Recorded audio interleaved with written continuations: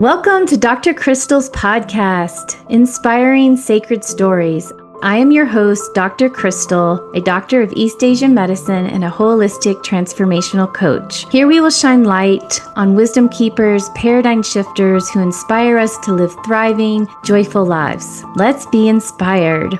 Although I am a doctor of East Asian medicine, this podcast is for educational and inspirational purposes only. It does not replace professional medical advice. Please consult a qualified healthcare provider for guidance on your personal health needs. Hello, beloved friends. Welcome to the Dr. Krystal Podcast, Inspiring Sacred Stories. I am your host, Dr. Krystal. We are family here and all are welcome. I hold space for people walking through the fire, whether it's burnout, life changes, fertility, hormonal changes, health, or just wanting to ground in our hectic world. We share sacred truths here and real stories to remind you you are not alone. Your healing is holy and there's a light on the other side. And when you feel called to go deeper, just know I offer one-on-one sessions, a sacred reset, a safe guided space to slow down, reset your nervous system. You speak your truth, and together we co-create daily healthy routines and rhythms to bring you back to center, calm, and peace. And I am so delighted to introduce to you Maya Joy is a psychic and a YouTube content creator. She is also an ordained minister with a strong faith in afterlife and a passion for helping people stay connected to their loved ones in spirit. In addition, Maya is an avid student, teacher of astrology and human design. I like to think of her as my intuitive coach. Maya has been a part of my life since 2016. I met her in Asheville through mutual friends, and she has just been one of my biggest cheerleaders and has helped me on my path. And so I'm so grateful that you're here, Maya. And as you know, it's about sacred stories. And to begin, I'd love to hear, what does sacred mean to you? Sacred to me, it means everything. To me, the word sacred means that something is of profound significance to an individual, and that significance in some way pertains to the divine. And so to me, like sacred as a word, it's so meaningful that it's difficult to really give it expression. But I just want to say that I feel in getting to know people deeply and in getting to know you. And by the way, Crystal is our leader in love. Like Crystal is Oh, our leader in love. And if you need someone that not only can guide you through the fire, but has walked through the fire over and over again and emerged brighter and brighter. Crystal is your gal. oh, But thank you, yes, Maya. that which is sacred is the stuff of life, is it not? I really feel in getting to know people deeply that all life stories are sacred because all life stories pertain to the divine. Because we are these divine individuals walking these paths that are deeply meaningful and filled with significant experiences. And I think if anyone's listening and it feels like your experience is not significant or not meaningful, it's probably because you forgot. Like you forgot where you've come from in your past lives and where you're going and the soul's journey. But if we look deep enough, we see that every story is a sacred story. And Mm. sometimes I wish that what I could do with my life is just go around and just ask everyone their story and just listen deeply because these stories are incredible and everyone's overcome so much and achieved so much and just grown in such beautiful ways and expressed. And so I'm so glad you're doing this podcast and telling people's stories. So thank you. Yeah, and I want to thank you for all these years when I have forgotten, you have reminded me of my highest self. You know, that's one of your gifts, I think, is to you see that the highest and the most beautiful light, and you have this gift of bringing that out in people. You have these amazing gifts, and so I'd love to hear what story, what part of your story wants to come through. I know that you were born with a gift. I know that you had a significant life change that really activated it in a different way. So I'm just excited to hear more about you. All right. So, to anyone who's so kind to listen I'll give you the Cliff Notes version of my story. And keep in mind, I'm probably about a third of the way through, and I'm navigating it and growing every day massively. But my life story is really a story of learning to trust in the spirit world and to carry big faith through long stretches of time. So, from the very beginning, it was hard for me to deny that the spirit world is real. The main reason being, I grew up in this huge Victorian mansion, 6,000 square feet, Wow. 9 bedrooms, and it was haunted as could be. So Oh. from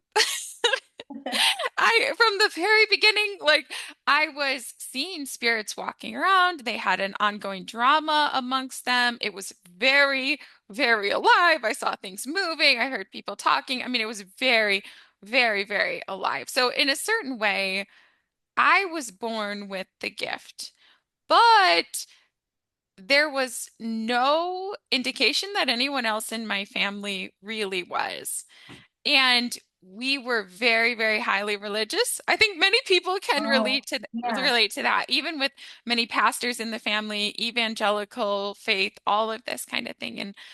And so it was understood, don't talk about ghosts, don't talk about spirit, that sort of thing.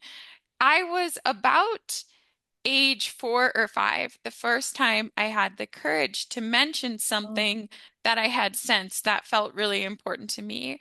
So I was always sensing things. I just knew, every time I looked at an adult, every time I looked at a person, just knew things about them.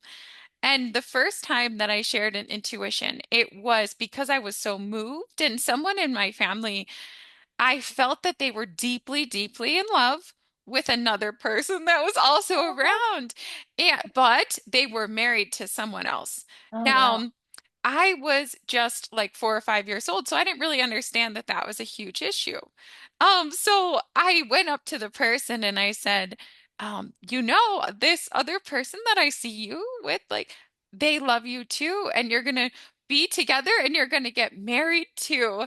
And that person, of course, having already been married to someone else, said, do not ever speak such things. That is not Oh, true. That hmm, will never be true. Keep yeah. your mouth shut. Keep these things to yourself. And it freaked me out. So I started shutting down. And although I Oh, still continued to see spirit and sense everything, I started to live a double life around the time I started school. So I was like this straight A student, and I was doing everything right, like in school, and I had like a really normal daily life. And then every single night, I was in complete terror as I watched the drama of all the spirits around me oh, and tried to navigate my private connection and all that I was sensing and knowing from the spirit world. And as a result, I gained a powerful connection to my own spirit guides and guardian angels because they were the only ones that I could confide in about what I was experiencing. And they showed up right away. They oh, showed up right away, which was amazing. So about 10 years would pass, and then that initial prediction that I had with that family member came true in that exact way. And that was a key moment for me, though I didn't mention it to anyone nor tell anyone. I started at that point to see some of what I had sensed when I was just a little girl, like 4 or 5 years old, starting to come true. Just one thing after another, after another. But I didn't really know what to do with it. And I knew that I should keep my gift to myself because it was a disgrace to my family who didn't believe that gifts like this came from a good place. So I took the straight and narrow path. I studied global leadership in college, and I was recommended to do a program called Peace Corps Masters International, which is where you do the research component of your master's degree through service in the Peace Corps. amazing. And yeah, it's really a very interesting opportunity if anybody feels called. But the truth of the matter is, a lot of people told me this is the best thing you can do, but I didn't feel called. As a matter of fact, I had strong negative feelings in my physical body as soon as I first heard about the program and all the way up to it just getting more and more and more and more intense in the 9 months before I left. And I don't know what I made of those, but nobody ever taught me to like listen to those signals that I Oh, was getting. As a matter of fact, I was really taught and trained like through my family, listen to your mind, think logically, uh, build security, do what's right, do what's prestigious, all of those sorts of things. So I ignored those feelings, but it was really hard. I can remember going on runs like 4 times a day before I left because I just had so much bad feeling, so much anxiety in my body, that sort of thing. Well, as it would turn out, like I went into the Peace Corps and immediately I was very, very sick. And about like 9 months into it, I was walking down the street in the little village where I lived, and I just started getting super, super dizzy. Everything got black. A few minutes later, my spirit guides, yes. So by that point, occasionally I had clairaudience, like where I would hear spirit talking to me. And they said, find a safe place. We're going to count you down. You are going to lose consciousness in oh three my gosh, seconds. I have goosebumps. Three, three, two, one. And I was at like near this like radio station on the side of the road, and I just laid down in this random bed. Um, 5 hours later, some man that I don't know but was English speaking picked me up and he said, "Let me take you to the hospital." So I'd Mm. been unconscious that entire time, and I said, "I don't want to go," because I just wanted to go to sleep. I went home, fell asleep, and 10 days later was awoken to people tearing down my door in my village because I had been unconscious the whole time. Oh wow. Um, at that point, I was changed. I had always been taught by my parents that education is like the best investment. It's the one thing that no one can take from you. And Mm, what you know in your mind and what you learn is the one thing that no one can take from you. And I'm here to tell you that isn't actually true. mm, Education is a good investment, but it isn't actually true because when I woke up, I had one thing, which was a message from the spirit world. And that message was life is about joy. Life mm, is about joy, which was the exact counterbalance to probably the message that I had received and been conditioned into. And so I had that message, but my whole memory was gone. I couldn't speak English nor French, which was the language of the country, but I had something new, which mm. is like full on telepathy. So I Wow. couldn't speak or understand spoken language, but when I looked into a person's eyes, I like if they had visions in their mind, I would see what they were seeing and like get a real sense of what was going on in their head. Yeah. Um, And but you mhm, spoke multiple languages, right? Like you could mhm. speak English and And French and Spanish, and a little bit of local languages too. wow. Um, but that, as well as my entire master's and undergraduate education, was pretty much gone. I was really advanced in music and various things, and just all of it's gone. It's never come back. But that really simplified my path, like very, very significantly. So after that, I was too sick to remain in the program. And so I was medically evacuated to the United States. Mm, And eventually, I was actually very blessed. Like I was returned to my graduate program and they assigned me with a prestigious internship to do instead. However, I was so sick that I couldn't really do it well. And I felt it was only an integrity to give it over to another student, which was a very hard thing for me to do, having worked my entire life to achieve something in international affairs and just kind of letting it go. But at that point, that internship and my master's degree was paying my bills. That was my mm, job and like the Peace Corps. And so I had nothing to do. And I just started doing like a little bit of nannying. And a friend of mine kind of said, you've given me the best advice of my entire life. Like you've changed my life. You're constantly giving people guidance that comes true. Mm. and you're obviously psychic. Why don't you just try doing this? And I'd been like writing this blog for my Peace Corps journey, and it had kind of like a lot of followers, and it was really scary. I didn't want to charge money. I didn't believe if you had the gift that you could or should charge money. That was just kind of part of my like nonprofit conditioning. But this person actually sort of almost like kind of yelled at me, like kind of had like an intervention for 5 hours straight and said, just charge $15. And so I just like grit my teeth. I was so scared, but I really had no other choice. It was like Christmas time, almost 10 years ago exactly. And so I put like a pay button on that blog that had like 100,000 views. And I just said, if you want a reading, like, here Mm. you go. And I didn't tell anyone, but like the very next day I woke up and someone had requested a reading.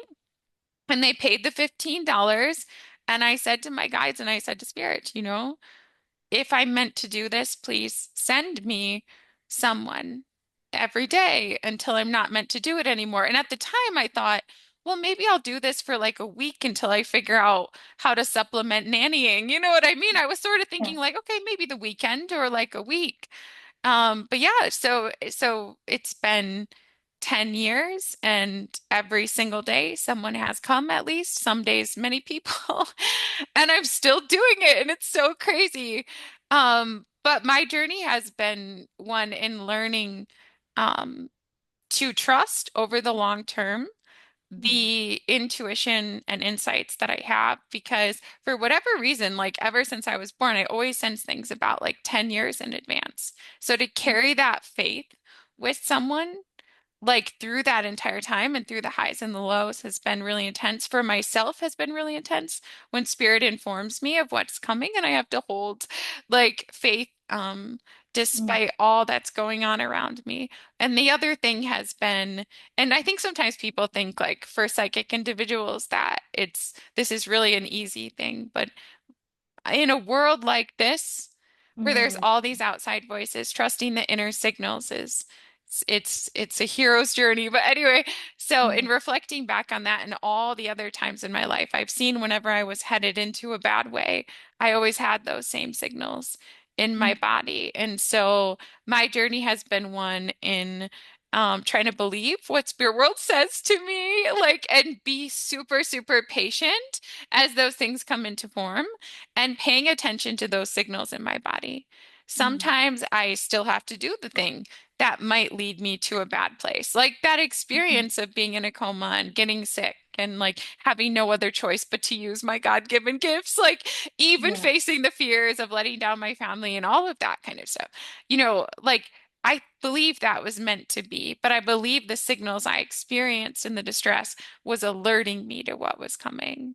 Right. And so my journey has been one of trusting that in partnership with Spirit, truly, truly, truly following my guidance, that I can move through anything and that there is always a way. And although sometimes there's a reconfiguring, even a massive reconfiguring, that which is meant to be will truly be, even if you lose everything.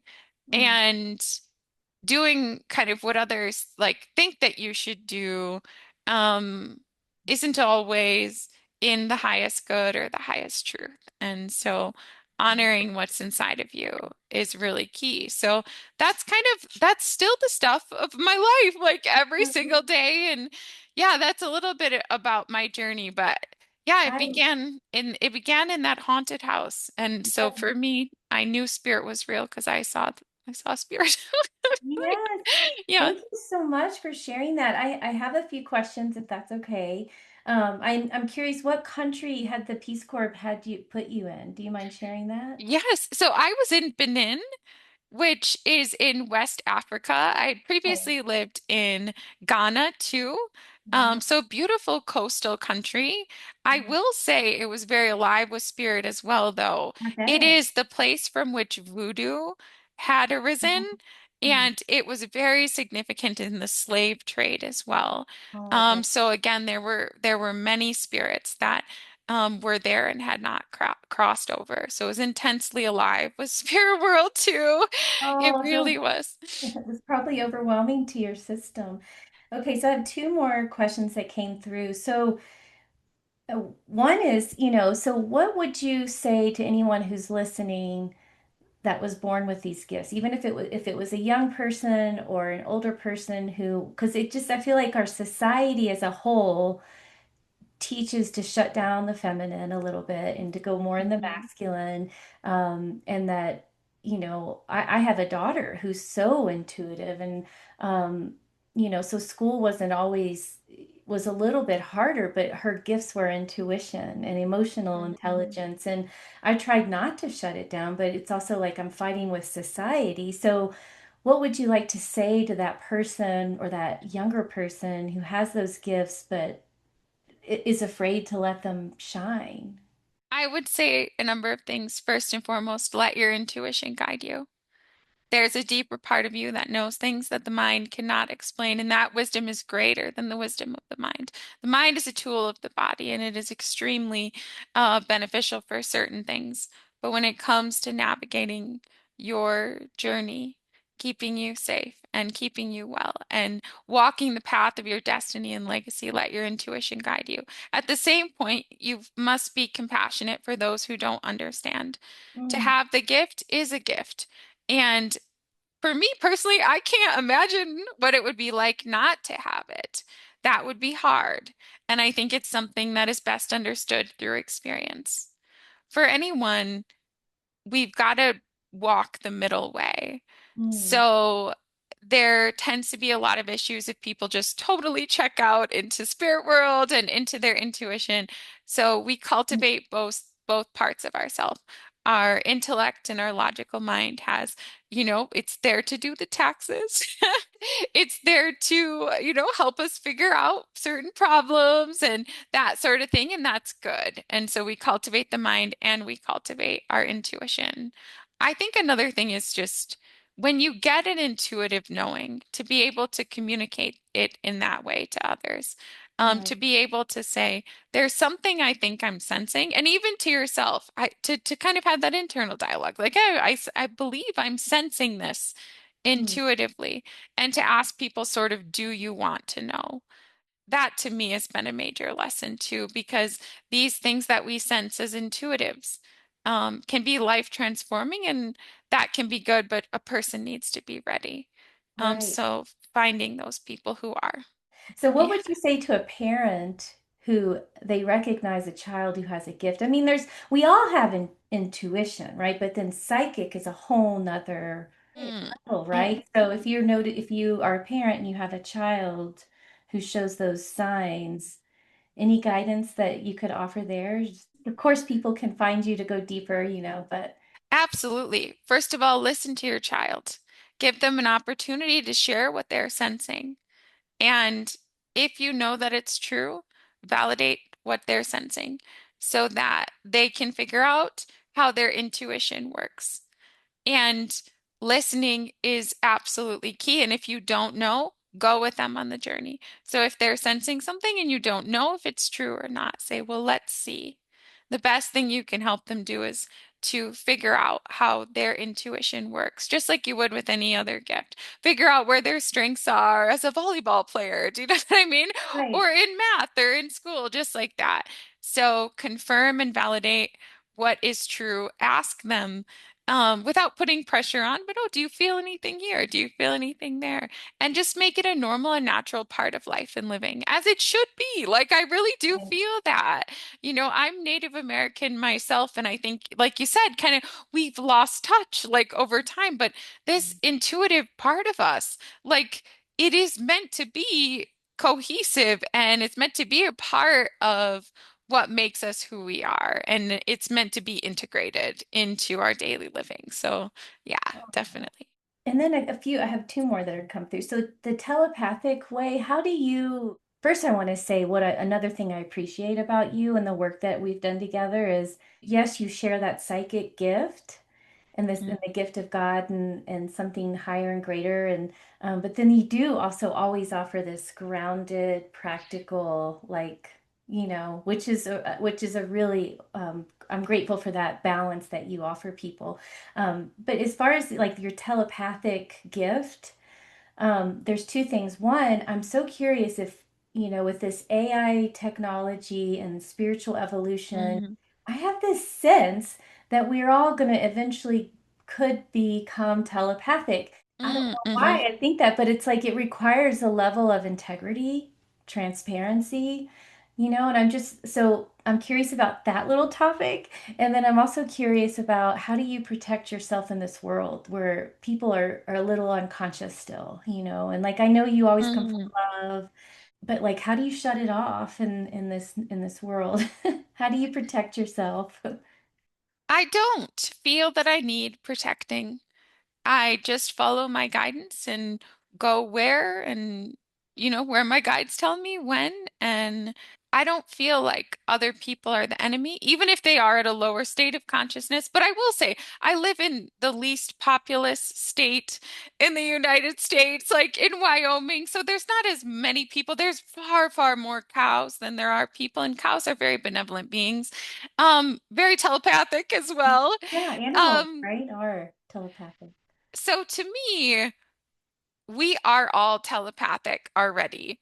It's Hmm. actually the brain and the body that create within us the illusion of separation. But people will say, like in NDE experiences and things, as soon as they're out of the body, the communication remains, but it's just nonverbal. I think the verbal part, I mean, it to me, it feels archaic. Mm. Sometimes, like to still use words, I have to force myself at this point to actually verbalize.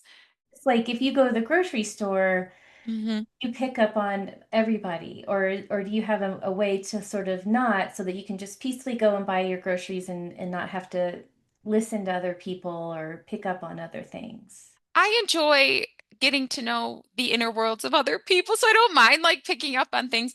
But if I do want not to, I might listen to binaural beats or something like that, like put in headphones, wear a hat, and not looking people in the eye significantly diminishes what I get, by 95% probably.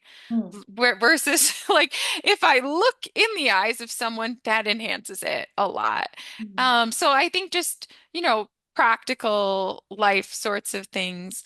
I guess like to me, a lot of it is just natural. So no one taught me to do this, but I do know how to, I think, take in my aura versus expand it so that I sense more.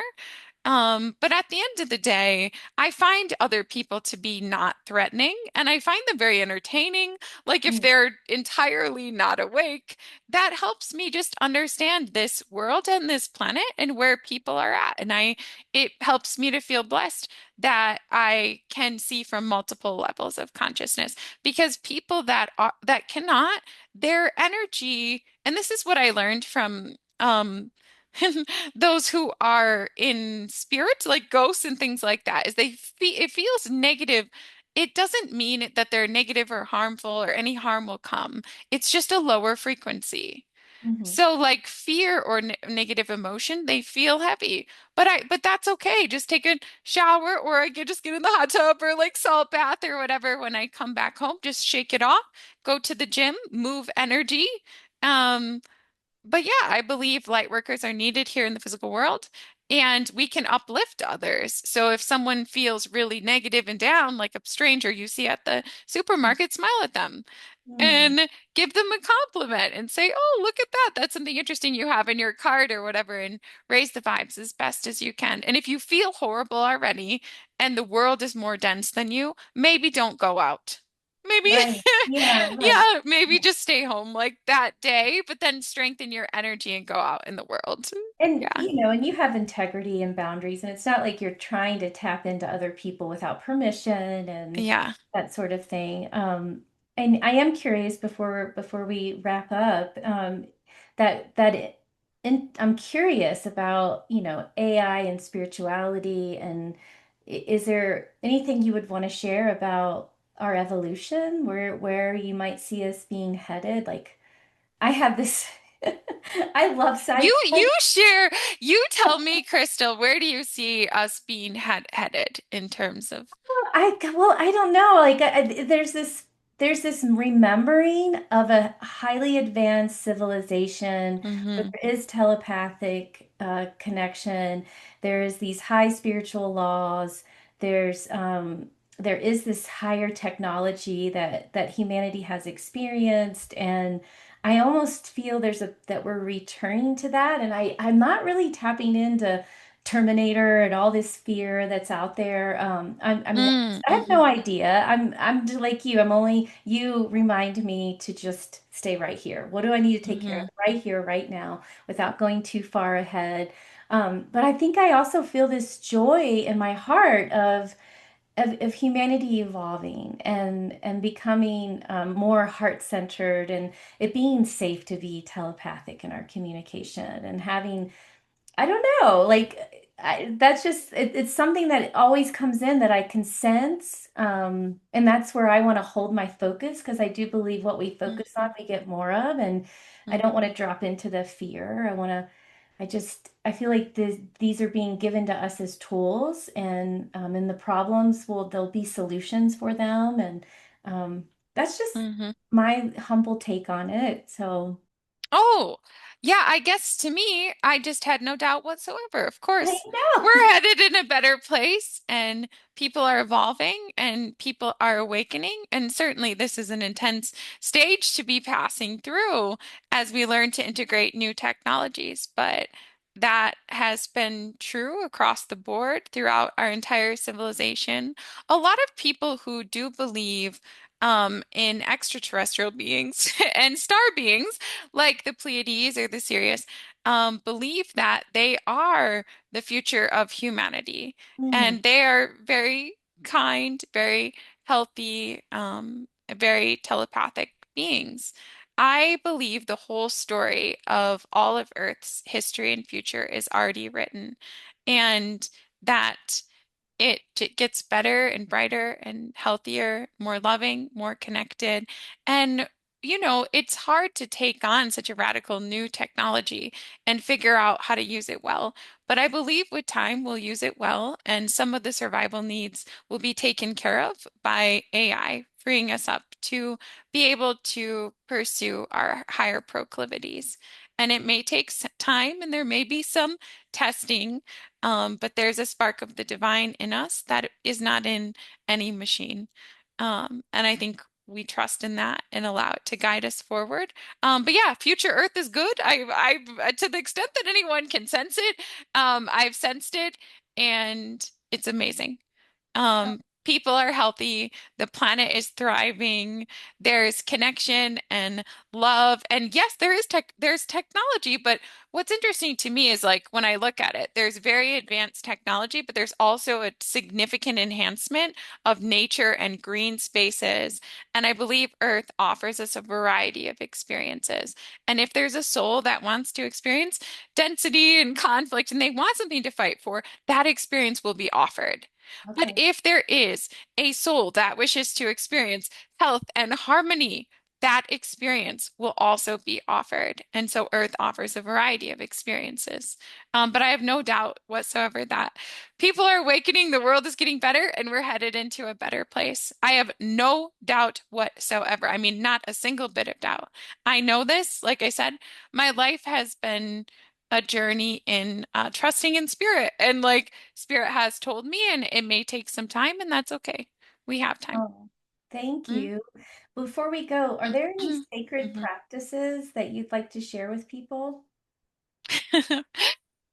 Life itself and all of living is can be sacred if you wish for it to be, but I think the thing that I enjoy the most that's simple is morning walks.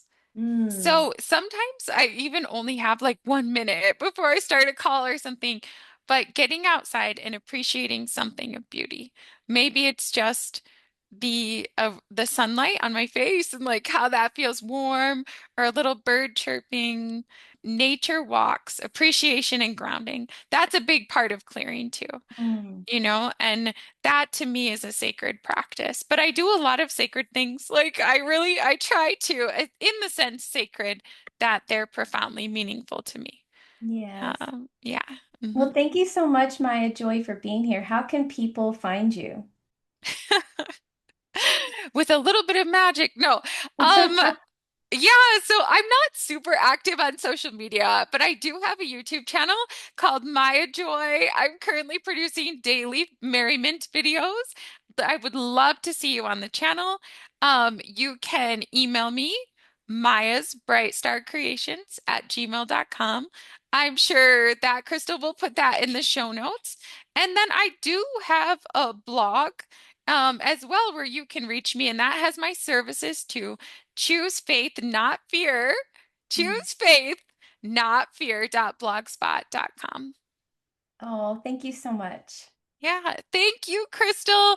You are an absolute blessing in this world. It's been a joy to spend my this time with you and share my story with you today. Yeah, thank you for sharing.